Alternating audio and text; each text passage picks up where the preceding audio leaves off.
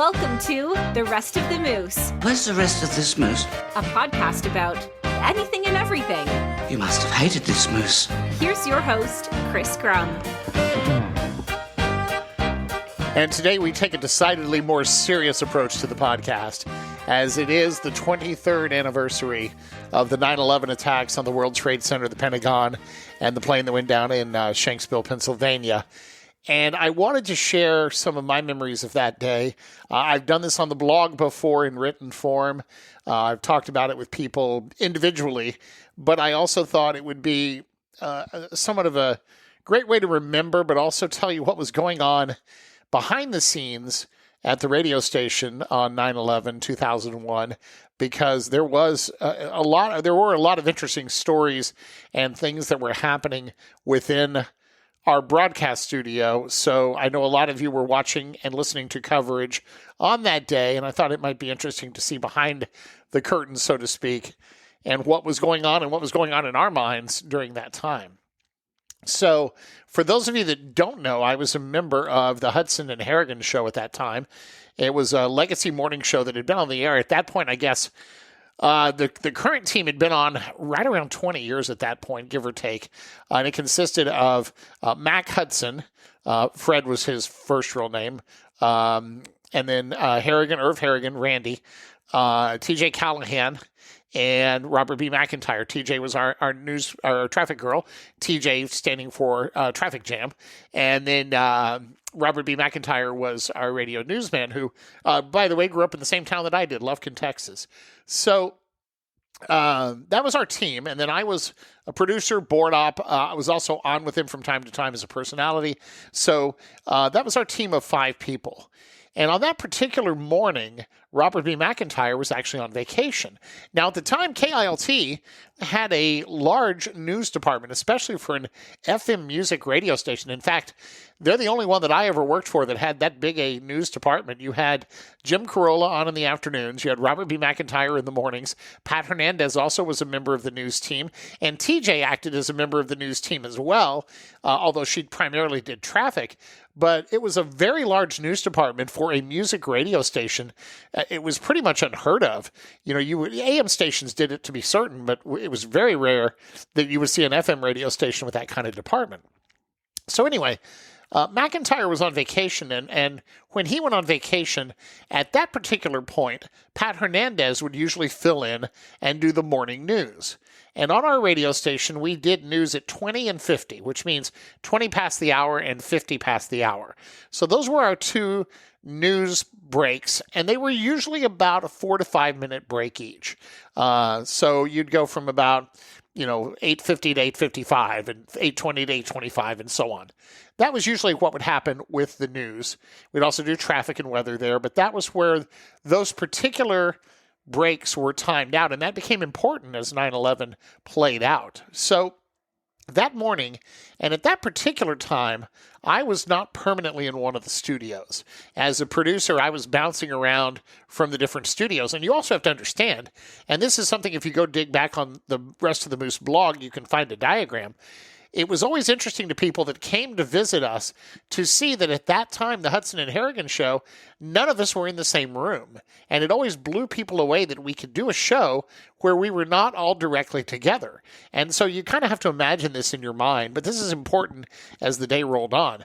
So Harrigan, Randy, was the one that ran the control board at the time. And then when we all moved into the same studio, I wound up running the board. But the board is basically the mixing console where you play the songs and the microphones and all that. So Randy would run the board, and he was in what was considered the main control room or the main studio for KILT radio, for KILT FM. So he would be in that room, and if he was looking at the console and the microphone, to his left was a window that looked into the newsroom, and he could see Robert B. McIntyre, or in that particular morning, Pat Hernandez, sitting in the newsroom. They were facing each other, and we also had intercoms, so we could talk to each other through the intercom system when we weren't on the air. Now, obviously, when you were on the air together, it was live, and you could hear each other talking to each other. Directly in front of Randy and across the hall was another studio that was our traffic studio. And TJ was in there. Now, that was a studio that was hard for you to see in. But at that particular point, TJ was more of doing traffic, and she would comment from time to time. But Hudson and Harrigan were the two big stars of the show. And at that point, they really hadn't integrated the rest of us into the day-to-day. We would comment from time to time, but it was really Fred and Randy that were the two that were on pretty much the stars of the show, if you will. And so you could see TJ, but just through a tiny little window directly across the hall. And then if you turned to Randy's right, there was another glass window, and that was where Hudson's room was.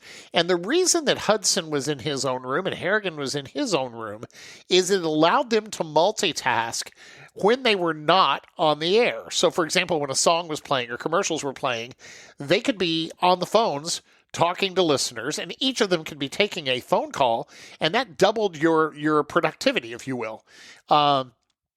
Hudson was also our voice guy. He could do voices like nobody's business. If you told him you needed an imitation of anybody, there it was. Fred could do it. And so he was in his own studio because he could put together little bits that we would do later on the radio. And being in his own room allowed him to do recordings without having the background noise of the main studio. So now you kind of have a lay of the land of how this was all set up. So on that particular morning, I had my own studio, which was one of the production rooms that in the morning was just not used. And so I had a home base, if you will. I could be in there, I could communicate with everybody on the show, and I could also monitor the show, but it allowed me to also be able to do production, put things together, be able to take phone calls, and not interrupt anybody else on the team. So I'm in my studio, and you have to understand that we're in Central Time, and the timing that I'm going to give you is the Eastern Time for things that happened. So I'm in my newsroom, and 7:50 a.m. rolls around. And at the time, another thing that's important to understand is we did not have TVs in all of the studios at the radio station. And going back to when I started in radio in the 80s, they didn't want you really to have a TV in there because they didn't want you to get distracted. They wanted you to be in the moment when you were on the air. And so it was really pretty rare. I don't recall having a TV in a studio until they put them in after 9/11. And so they didn't want you watching a ball game and forgetting to start the next song or the next commercial. They wanted you in the moment. And so it was pretty rare to have televisions in the studio. So I didn't have a TV. The main studio I don't even think had a TV at that point. So 7:50 rolls around, which is 8:50 New York time, which is 4 minutes after the first plane struck the North Tower of the World Trade Center. And at that point, we had really not heard anything that had happened. And at 7:50, when Pat does his newscast, he starts with, we have some breaking news out of Manhattan that an aircraft has struck one of the buildings of the World Trade Center. And we will keep you updated on this story throughout the morning. And that's basically all he said, because really at that point, that's all we knew. And he goes on doing the rest of the news, and I don't even remember what the headlines were from that particular day. I know it was Election Day in New York City, but he did all the different Houston stuff and what was going on with the Astros and so on and so forth. And I believe football season has started, so the Oilers, that would have been the Texans at that point. In fact, I believe they were getting ready to debut the Texans uniform, so they weren't even playing yet. But anyway, he does all the news and the sports and the weather and all that kind of stuff. And I got curious because I said, well, how does a plane hit the World Trade Center? And I had grown up in New York City and lived about 30 miles outside the city, spent virtually every weekend in the city, had been to the World Trade Center, had been to windows on the World Restaurant at the top of the North Tower. I can't tell you how many times. So I was very familiar with the area, and I said, well, wait a minute. And also, I'm a bit of an amateur plane enthusiast. So I said, I need to go into the newsroom, which was the only room in the building that had a television. And I went in there, and I look up, and Pat has CNN on, and we can see the building and the smoke coming out of it. And when he said plane, I was thinking a small commuter plane, or maybe a private pilot that got lost, or similar to Airport 75, had a heart attack and hit the building. So we're watching this and looking at it just in awe, I guess is the best word I can come up with. And we're kind of going, what in the world happened? And at that point, none of us had any idea of what was coming, obviously. So we got to talking, and Pat and I were, strategizing and saying, what do we break in if this happens, and on we go with our morning. Well, I decided to stay in the newsroom, and I for whatever reason, I'm glad I did for a number of reasons. But I was sitting there with him. He gets off the air about 7:55. We're chatting. The show's going on, and then we look up at 9:03 Eastern or 8:03 our time, which is just a few minutes after the newscast ends. And we watch live as the second plane hits the South Tower. And at that point, it's obvious what's going on, that this is coordinated and something really terrible is going on.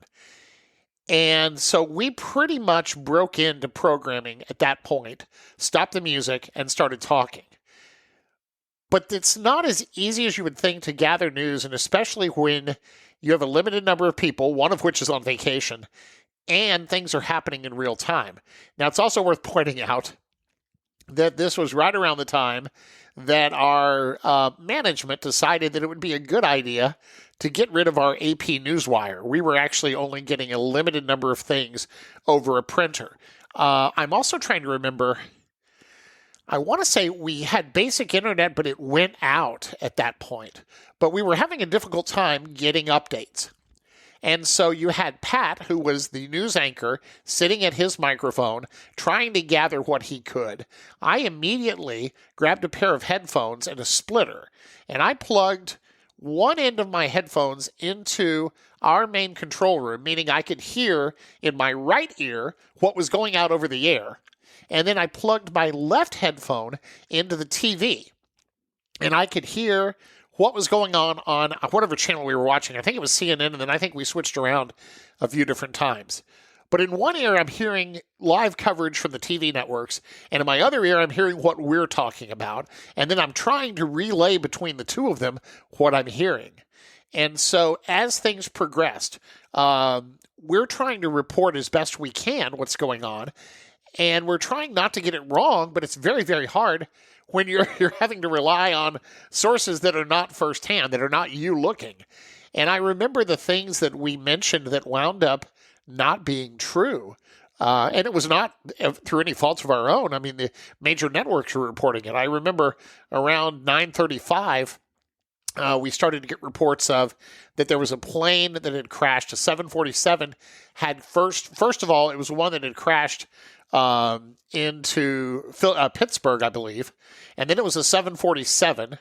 And then they had said a plane had crashed on the Washington Mall, none of which were true. And then it turns out that 747 report was actually United 93. No, I apologize. This was later on at 10:07. But it turns out when all that was happening, that was actually United 93 that went down at 10:07 or 9:07 our time. When the Pentagon got hit, of course, that was shocking to all of us, and we reported that at 9:37 Eastern, 8:37 our time. And then after that, we started to hear reports from around Washington, D.C. There was one that there had been a car bomb at the State Department. That turned out obviously not to be true. The Washington Mall was on fire. And I think what happened there was somebody was in a position where they couldn't see the Washington Mall, and off in the distance, the Pentagon was obviously on fire. And I think they equated the two of those, and it wound up getting reported that way. But as the day went on, we started to get these stories that were ultimately inaccurate. And it was interesting to see how that played out because we had the internet, we had cell phones, we had people on the ground in real-time coverage. And later on down the road, and this would have been in 2013, it was the 50th anniversary of the John F. Kennedy assassination. And CBS News decided to do something very interesting. They played the entire Kennedy assassination video from CBS television starting on that Friday at 12:30 when they first broke in, and they ran it in real time all the way through the funeral. So it was several days worth of coverage. And I remember watching that 12 years after 9/11 and being amazed by the fact that with cell phones and satellites and internet and everything else that we had, how much we got wrong on 9/11 initially trying to cover it. And then looking at 1963, where cell phones were virtually non-existent, You didn't have a lot of satellite news coverage. You were the old school beat reporters where you got your information, you found a telephone, and you called the newsroom. And they got almost everything right away. In fact, the two things that they got wrong early on was the initial reports was that the shooter was African American. This is the person that was supposedly in the top of the school depository building in Dallas. Now, that was obviously incorrect. Lee Harvey Oswald, assuming you believe the narrative. The other thing that they got wrong early on was that a Secret Service agent had been killed, and that turned out to be Officer Tippit, who was shot later on as Oswald was trying to escape and get over to the theater and then obviously trying to avoid police.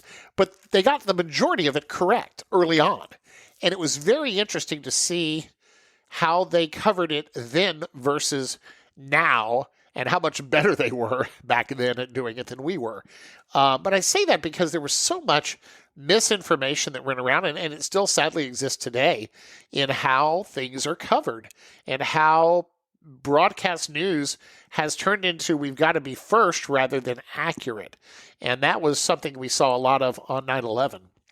But as we went through and saw the two buildings collapse at 9:59 Eastern and 10:28 Eastern, something that still to this day obviously haunts me and I think everybody else, because we couldn't imagine those buildings going down. I remember standing at the base as a kid in the mid-'70s and looking at those behemoth buildings. They were massive. And to think that you could bring them down in any way whatsoever is just unthinkable, to be quite honest. And then I remember in the days afterwards, well, so that afternoon, I don't think we got off the radio till noon, 1 o'clock, and usually our show ended at 10 a.m. And I want to say we went about 2 to 3 extra hours. I know Dan Gallo joined us for a while, but I think we all just stuck around because we didn't know if it was over or not.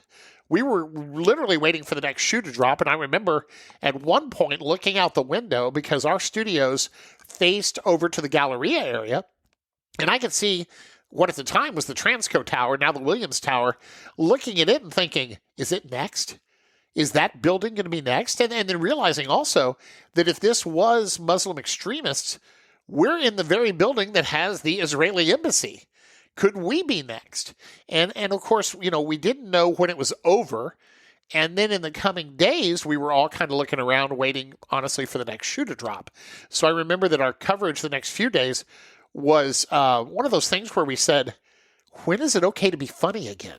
At what point do we go back to our normal lives? And I know that was a struggle we had for a long time, was we wanted the show to be in the moment, but we also didn't want to be just down the entire time, and we wanted to find the right balance. And I remember how tough that was for all of us to come to grips with how to do that correctly. And we slowly but surely started working little hints of positivity and humor back into the show bit by bit by bit. But that was a morning of broadcast that I will never forget. And it's one of those things where it's going to sound weird to say this, but you're grateful in a way that you could be there for it. And it's the same thing when you do hurricanes, because it allows you to be able to be a calming voice and a trusted voice at a time when people are suffering, are nervous, or concerned. And it also, to be quite honest with you, allows you to be able to focus on the job and not be one of those people that's nervous or concerned. Because, if I had to sit at home and watch all of this without being able to do the broadcast, I would have probably been an absolute wreck. And because we had to be on the radio constantly and be talking almost constantly, we didn't have time to have emotions, to be honest with you. And I remember last year, I finally got to go to the 9/11 Museum and Memorial in New York City. And I had been interested in going, but also kind of scared to go for many years, because I knew that it would be emotional, but I didn't realize how emotional it would be for me to stand there in the museum and see the timeline, knowing full well what it was and having lived it moment by moment. it was still very difficult for me. And in fact, I remember the moment we walked into the museum, the moment the guide started speaking, I lost it. I was just a complete blubbering idiot and was through most of the exhibit. And I will tell you that if you make it to New York City, it should be on your list of things to visit. It is really an extremely well done representation of what's going on, but it is eerie to stand in the sub-basement and see the original walls and to see the fire trucks that got crushed and to see the antenna mast from the top of the South Tower. Was that no, North Tower? Anyway, whichever tower it was on, I believe it was the North Tower. It's absolutely haunting, and also it really shows you the heroes of 9/11 and the firemen that rushed in, the policemen that rushed in, the people that did what they had to do, knowing they were putting themselves in jeopardy. And so it was. It's really something that I think if you're in New York City, you should absolutely visit. I've not been to Shanksville or to the Pentagon since, not by choice, just hasn't happened. But the museum there is something worth visiting. And I do want to apologize for my voice. I'm not getting emotional right now. The Houston allergies are killing me. So if I sound a little nasally on this broadcast, please forgive me. But I wanted to share our experiences of 9/11. It was surreal in that moment. It was saddening. It was angry. It made us mad. All the different things that it did. But it also brought us together. And I remember when we finally did leave the radio station, and that would have been, I guess, at least 1 o'clock, maybe as late as 2 o'clock on that day. And I drove home, and of course, all that's on the radio is coverage. All that's on the TV is coverage, and would be wall to wall for the next few days. I stopped at my convenience store. I lived in Stafford at the time. I stopped at my convenience store on the corner there, and I had talked to these guys. I stopped there probably every other day, talked to the guys at the counter. They knew me, I knew them. They were from somewhere in the Middle East. I don't know where exactly. But they had, between the time I left for work that morning and the time I got there at about 2 o'clock that afternoon, put American flags all around their store. And it was really a sight to see, but it was also a bit sad because you thought to yourself, these guys were American every other day, but now they really wanted to show it because they were probably very, very scared and worried that they were going to be blamed for something that extremists did. And it really kind of touched me in a way, and I think that's when the first real hit of the day came into play. And then I also remember a phone call later that day from a friend of mine, and she asked me one question. She said, "Why do they hate us so?" And I'm sure there's a political answer, and I'm sure that we can come up with an answer. But at the end of the day, the only answer I could come up with was, I don't know. I hope we never forget. I am one of those that believes in, number one, remembering this day every day on 9/11, but I'm also one of those that believes we should keep that footage on television and see it at least once every year to remember what can happen and what did happen. And also remember what we were after 9/11. I saw something earlier today, and it was the best thing we can do to remember 9/11 is to act like we all did on 9/12. I think that says a lot and says exactly what we should strive towards, especially in this divisive election year. But I'll never forget, and I hope you don't either. And I just want to take a moment and give a moment of silence as we end this episode for the thousands that lost their lives, for the tens of thousands who lost family members, and for the first responders, those still with us and those are not, that put the country and their fellow citizens ahead of themselves and continue to do that every day. I'm grateful. And your sacrifice is not forgotten.